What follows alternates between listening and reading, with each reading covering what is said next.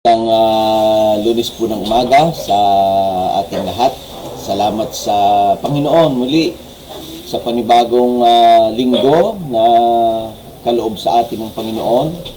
Salamat po sa panibagong araw, panibagong pagkakataon upang ating maranasan ang kabutihan, paggabay at pagpapala ng ating Panginoon.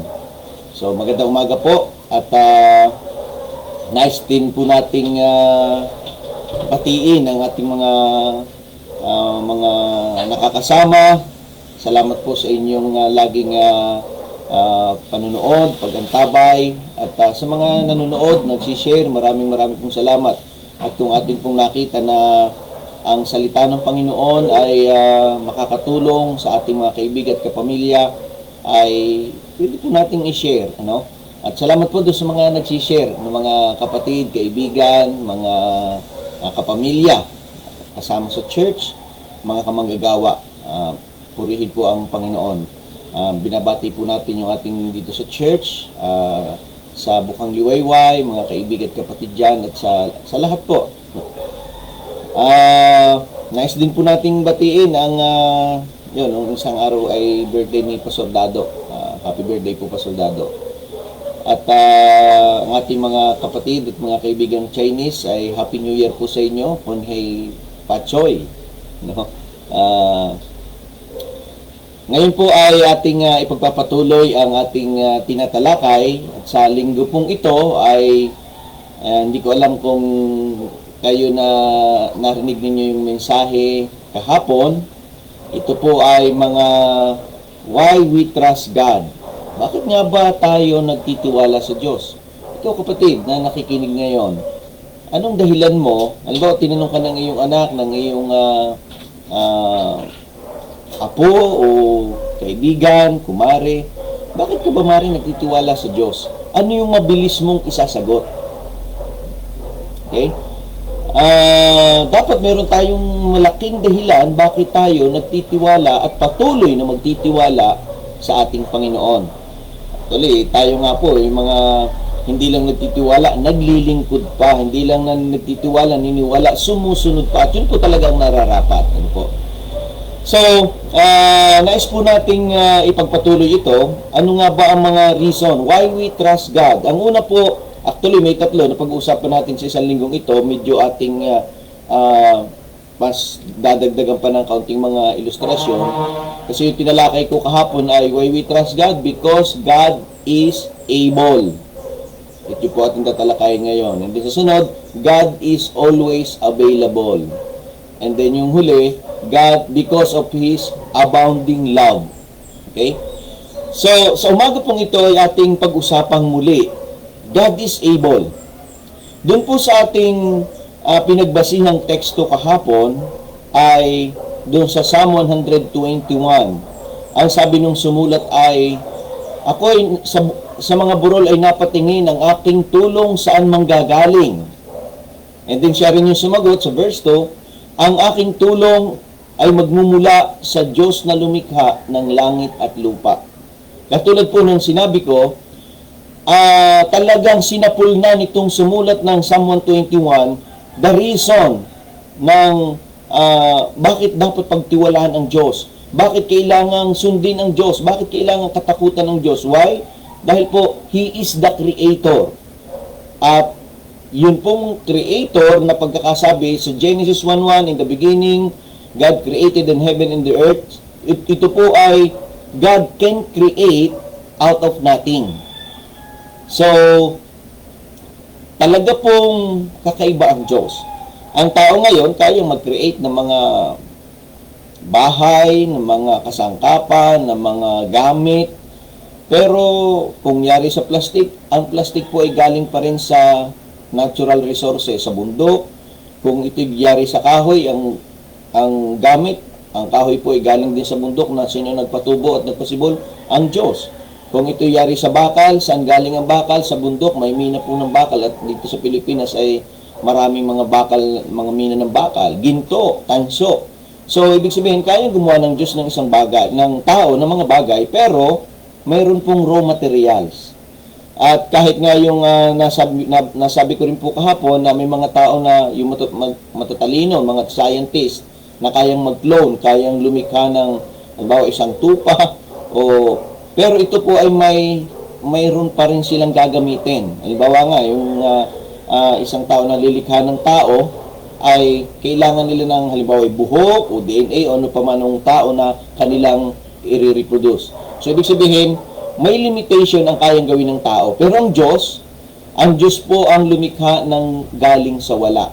So, yun po yung basihan ng salmista, bakit kailangan at bakit niya nasabi, God is able. Okay? So, from Genesis to Revelation, ay ini-introduce sa atin ng salita ng Diyos na ang Diyos na ating pinaglilingkuran, ang Diyos ng Israel, ang Diyos ni Abraham, ay Diyos na walang imposible. At yun po ay sinabi ni Jesus Christ sa Marcos chapter 10 verse 27 na walang mahirap sa Diyos. Maaring mayroong mahirap sa tao, pero sa Diyos ay walang mahirap. Ito po yung sinasabi. Tiningnan sila ni Jesus, Marcos 10:27, at sinabi sa kanila, hindi ito kayang gawin ng tao, ngunit hindi ito imposible sa Diyos, sapagkat ang lahat ng bagay ay kayang gawin ng Diyos. Okay? Kayang gawin po ng Diyos ang lahat ng bagay. So, kung God is able, God is in control, God is our omnipotent God, most powerful God, at itong Diyos na ito ay kasama natin, dapat po sa Kanya tayo magtiwala. No? Kaya pong iligtas ng Diyos hindi lamang ang ating katawang lupa, kundi ang ating kaluluwa. Kaya nga po siya nagkatawang tao. Okay? Kayang iligtas. At yun po ang layunin ng ating pangaral. At yung layunin din ng pagkakatawang tao ni Jesus upang iligtas ang ating mga kaluluwa. Maaring mayroon tayong mga kaibigan na hindi pa tiyak na may kaligtasan ng kaluluwa. Pwede po natin silang ipanalangin, i-remind. Okay po? So, ang Diyos po nating pinagtitiwalaan ay Diyos ng imposible. Okay? Ngayon, minsan naman po, merong magsasabi, may mga tao na, ay, ipinag-pray ko naman yung aking sakit, bakit hindi gumagaling? Akala ko, God is able. Minsan po kasi, yung ating pananalangin, kailangan maging responsible tayo. Yung salitang responsible, response-able, God is able.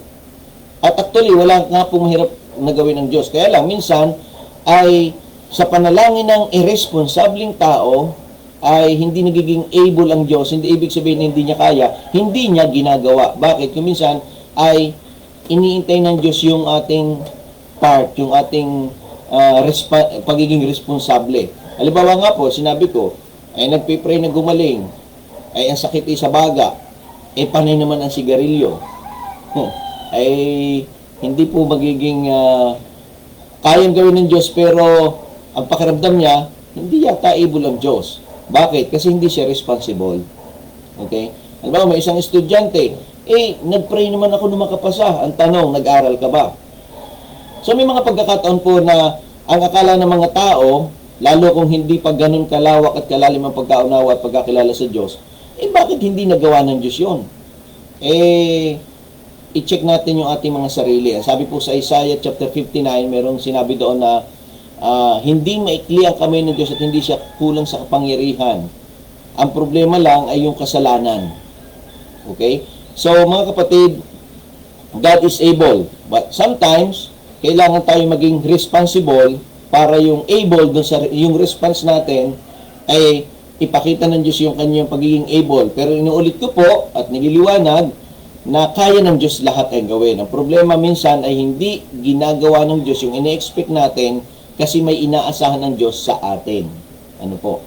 So, ito po yung isang reason ng ating pagtitiwala at lalong malalim na pagtitiwala sa Diyos because our God is the Creator. Our God is the able God. Ano? Walang mahirap sa Kanya.